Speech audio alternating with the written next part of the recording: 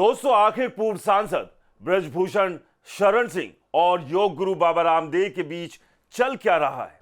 आखिर दो ऐसे लोग, यानी एक ब्रजभूषण शरण सिंह जो बीजेपी नेता है, दूसरे बाबा रामदेव जो बीजेपी को लेकर सॉफ्ट कॉर्नर रखते हैं।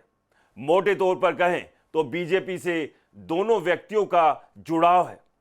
फिर भी लेकिन एक दूसरे पर इतने तीखे हमले क्यों करते हैं? क्या ये सिर्फ व्यक्तिगत मामला है या इसके पीछे कोई बड़ी वजह है? नमस्कार, मैं हूं राज के वर्मा और आप देख रहे हैं राष्ट्रीय टीवी।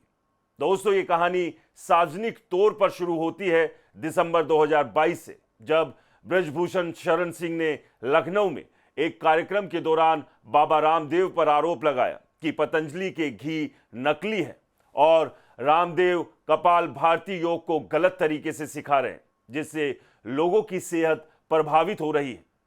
ब्रजभूषण शरण सिंह ने यहां तक कहा कि रामदेव पतंजलि ब्रांड के नाम पर नकली उत्पाद बेच रहे हैं और फिर इसके जवाब में रामदेव की ओर से कानूनी नोटिस भेजा गया। लेकिन ब्रजभूषण ने कहा कि वो माफी नहीं मांगेंगे। दोस्तों, ये आरोप सिर्फ एक बयान नहीं था, बल्कि इसके पीछे रामदेव के व्यवसाय पर सवाल उठाने की कोशिश थी। आप जानते हैं, आज पतंजलि एक बड़ा ब्रांड बन चुका है। आप सोचिए जरा, एक सांसद योग गुरु पर ऐसे आरोप क्यों लगाता है? दोस्तों, अब आते हैं दूसरे बयान पर। मई 2023, जब ब्रजभूषण खुद विवादों में घिरे थे, महिला पहलवानों ने उन पर यौन शोषण के आरोप लगाए थे और दिल्ली में प्रदर्शन हो रहे थे। ऐसे में बाबा रामदेव ने ब्रजभूषण की गिरफ्तारी की मांग की। उन्होंने कहा कि ऐसे व्यक्ति को तुरंत जेल में डाल देना चाहिए जो मां, बहन और बेटियों पर बकवास करता है। यह बयान सिर्फ एक बयान नहीं था, बल्कि शायद पुराने आरोपों का जवाब भी था। लेकिन सवाल यह भी है कि रामदेव, जो खुद कई बार विज्ञापन और उत्पादों को लेकर अदालतों में घिर चुके हैं, राजनीतिक मुद्दों में इतनी सक्रियता क्यों दिखाते हैं?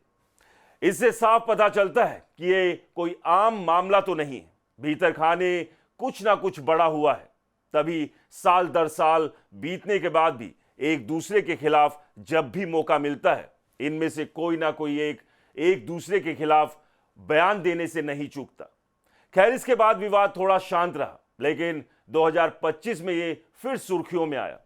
17 अगस्त को गोंडा में पूर्व प्रधानमंत्री अटल बिहारी वाजपेयी की श्रद्धांजलि सभा में ब्रजभूषण ने रामदेव पर निशाना साधा।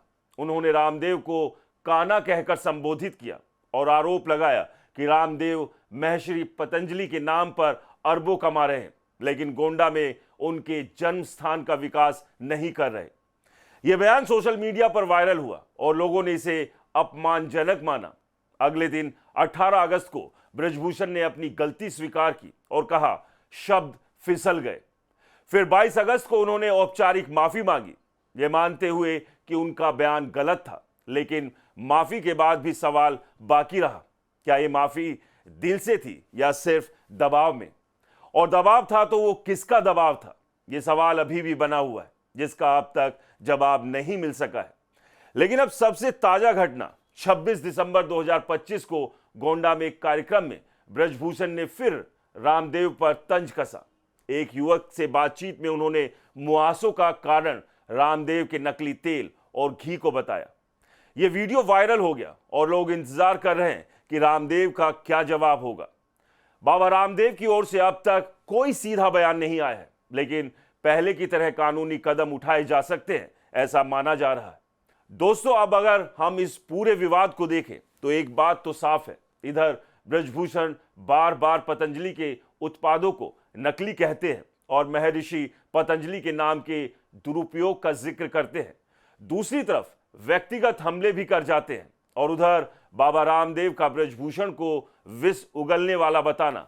ये सब कुछ तो एक ऊपरी कहानी है जो दिखाई और सुनाई देती है, लेकिन दोनों के बीच ठनी क्यों चली आ रही है, इसका साफ तौर पर पता चलना अभी बाकी है। फिलहाल इस खबर में इतना ही। मिलते हैं अगले अपडेट्स के साथ, तब तक के लिए नमस्कार।